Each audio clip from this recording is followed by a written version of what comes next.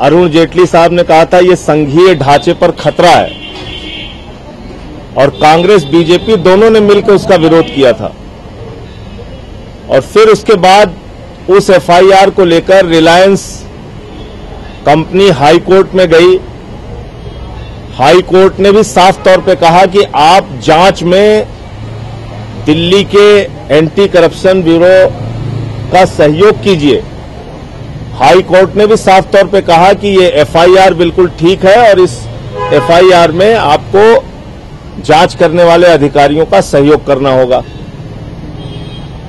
अब अपने पुराने भाइयों को बचाने के उद्देश्य से और नई सरकार में बैठे हुए लोगों का भ्रष्टाचार जारी रह सके, पुलिस डिपार्टमेंट का भ्रष्टाचार जारी रह सके, इसके लिए ये नोटिफिकेशन लाया गया है जिसके तहत भ्रष्टाचार पर अंकुश लगाने वाली संस्था का पर काटने की कोशिश भारतीय जनता पार्टी ने किया है। जो सरकार इस देश में काला धन वापस लाने के दावे के साथ सत्ता में आती है, जो सरकार भ्रष्टाचार को खत्म करने और भ्रष्टाचार के खिलाफ कार्रवाई करने की बात को लेकर सत्ता में आती है, वो सरकार ऐसा क्यों कर रही है?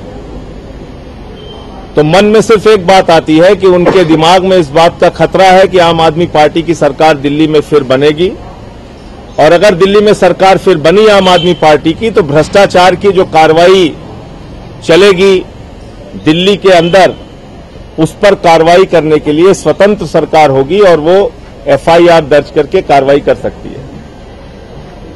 हमारी मांग है केंद्र सरकार से, गृह मंत्रालय से कि तत्काल ये नोटिफिकेशन वापस लिया जाए, वरना आम आदमी पार्टी इसके खिलाफ अभियान चलाएगी और जनता को हम ये बताने का काम करेंगे कि जो भारतीय जनता पार्टी भ्रष्टाचार को खत्म करने और उससे लड़ने का दावा करती है, उसने एंटी करप्शन ब्यूरो का पर कतरने का काम दिल्ली के अंदर किया है। दूसरा सवाल है ई रिक्शा का। अभी 14 अगस्त तक पार्लियामेंट का सेशन है, लेकिन एक बड़ी रैली में गडकरी साहब पहुंच के बड़े बड़े दावे करके ई रिक्शा के लोगों को मूर्ख बना के चले आते हैं। करीब 2.5 लाख ई रिक्शा वाले दिल्ली के अंदर हैं जिनके ऊपर हाई कोर्ट का आदेश आ चुका है कि उनको बैन किया जाए दिल्ली में। अब अगर पार्लियामेंट के सेशन चलने के दौरान कानून में कोई बदलाव नहीं किया गया तो निश्चित रूप से ई रिक्शा चालकों के ऊपर रोजी रोटी का संकट पैदा हो जाएगा। 14 अगस्त के बाद दिल्ली में प्रतिबंधित ई रिक्शा वाले एक एक रोटी के लिए तरसेंगे, उनके घर का चूल्हा नहीं जलेगा और इसके लिए सीधे तौर पे भारतीय जनता पार्टी, उसके मंत्री और उसके सरकार में बैठे हुए लोग जिम्मेवार होंगे। ये 2 मुद्दे थे, आपके संज्ञान में लाना था। और तीसरी बात है जो अभियान शुरू होना उसको लेकर, इसमें 1-2 चीजें मैं जोड़ना चाहूंगा कि जब से केंद्र में प्रचंड बहुमत के साथ भारतीय जनता पार्टी की सरकार बनी है, आने के बाद ही तुरंत माननीय मोदी जी ने इस देश को एक संदेश दिया कि कड़वी गोलियां खानी पड़ेंगी। इस देश का आम आदमी तब से लेके अब तक लगातार कड़वी गोलियां, कड़वे सिरप सब खा रहा है, सब पी रहा है और इंतजार कर रहा है कि कब उन कड़वी गोलियों का रुख, उन कड़वे सिरप का रुख उन लोगों की तरफ होगा जिन्होंने आम आदमी की जिंदगी को दोज़ख किया हुआ है, जहन्नम बनाया हुआ है।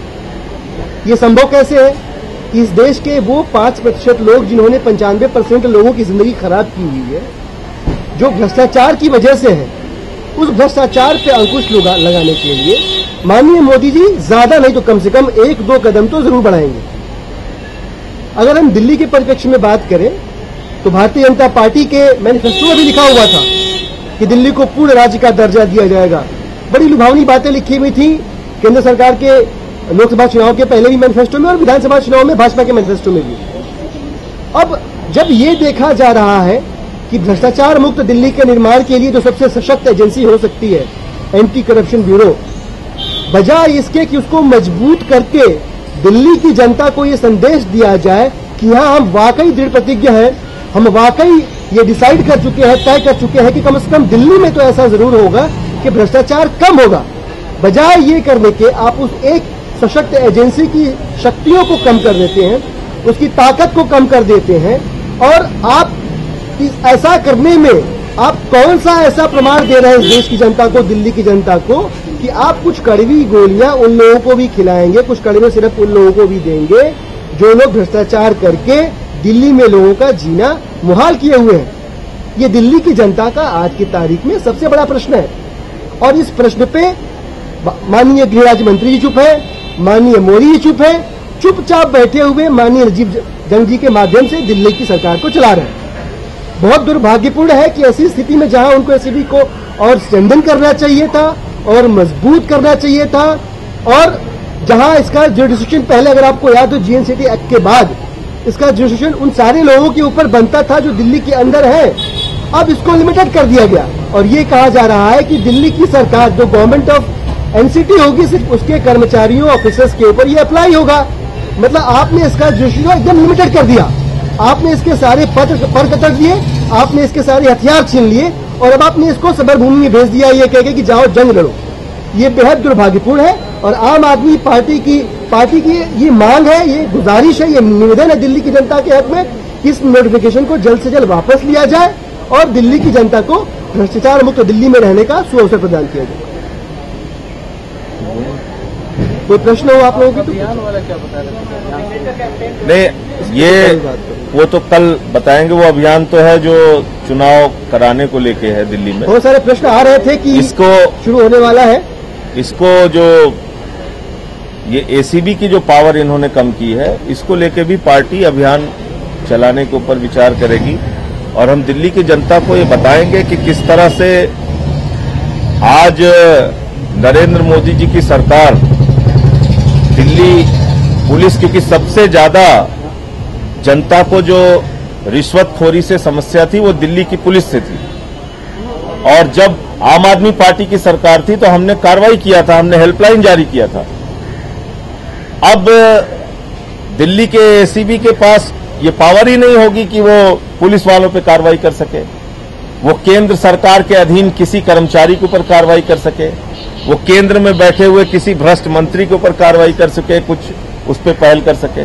तो मुझे लगता है कि ये एक प्रकार से अपने बचाव के लिए मानकर ये खुद बैठ गई है बीजेपी कि अब आम आदमी पार्टी आने वाली है और इनसे बच के रहो। नहीं तो व्यापक तरीके से जांच पड़ताल के लिए सीबीआई को बनी है। सीबीआई किस प्रकार की संस्था है वो हम सारे लोग जानते हैं। जिस सीबीआई ने 30 साल जांच करके बोफोर्स के मामले में कोई समाधान नहीं दिया, जिस सीबीआई ने आज तक लालू यादव, सुखराम और बंगारू लक्ष्मण जैसे कुछ केसेस को आप छोड़ दीजिए, किसी भी मामले में किसी प्रभावशाली और बड़े नेता के ऊपर कार्रवाई नहीं हो पाई, और वो भी कार्रवाई दिखावटी तौर पर रस्मदायगी के लिए हुई। आज वो सारे लोग जमानत पे बाहर हैं, खुलेआम घूम रहे हैं। तो भ्रष्टाचार को लेकर जब तक सरकार की नीयत ठीक नहीं होगी, कार्रवाई हो ही नहीं सकती। दिल्ली में भारतीय जनता पार्टी को यह खतरा है कि अगर अरविंद केजरीवाल फिर से आ गए तो हमारे ऊपर फिर से कार्रवाई करेंगे, मुकदमे लिखेंगे, उनका एंटी करप्शन ब्यूरो हमारे खिलाफ कार्रवाई कर सकता है। इसलिए वो पहले से ही ये अपनी नाकेबंदी कर ले रहे हैं।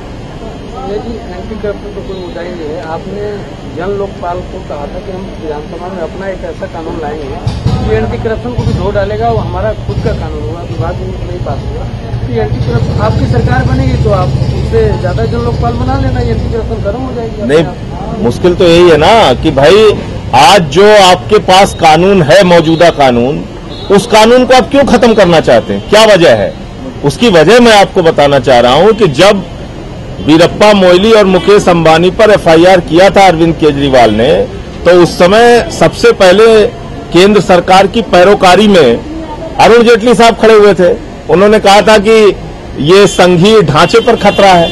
तो इसका मतलब कि ये मिली भगत की इनकी कार्रवाई चलती रहती है। जन लोकपाल कानून तो हमारी प्रतिबद्धता है, हम तो उसको बनाएंगे ही बनाएंगे, लेकिन जो पहले से मौजूद कानून है उसको आप क्यों काटना चाहते हैं? उसके पर क्यों काटना चाहते हैं? उसको क्यों कमजोर करना चाहते हैं? इसका मतलब आप सिर्फ भ्रष्टाचार को खत्म करने के बड़े बड़े दावे करते हैं, जमीन पे आप कुछ करना नहीं चाहते, जमीन पे आप उसके खिलाफ हैं जो कानून मौजूद है पहले से। एक सप्ताह पहले जो जंतर मंतर पे रैली हुई थी तो आप लोगों ने कहा था कि विधानसभा भंग नहीं हुआ तो एक सप्ताह बाद हम लोग जन आंदोलन करेंगे, उसको लेकर क्या है? उसको लेकर हस्ताक्षर अभियान पूरे दिल्ली में चलाने की बात है, जिस पर कल औपचारिक उसकी एक प्रेस कॉन्फ्रेंस करके किस तरह का हम लोग फॉर्म बना रहे हैं, कैसे उस पूरे अभियान को चलाएंगे, उस पर कल दिल्ली के हमारे साथी जो हैं आशुतोष जी वगैरह और दिलीप जी ये सब अपनी बात रखेंगे। तो वो कल ही है ना, कल उसकी प्रेस कॉन्फ्रेंस। ई रिक्शा पे आपका स्टैंड क्या है? क्योंकि जो बात है मोटर व्हीकल एक्ट में आना चाहिए, शामिल होना चाहिए, उस पर आपका अपना स्टैंड क्या, पार्टी क्या मानती है? मुझे लगता है कि ये 2.5 लाख रिक्शा चालकों के जीवन से जुड़ा हुआ प्रश्न है और केंद्र सरकार इसका समाधान करे, उनके हित में, उनका रोजगार नहीं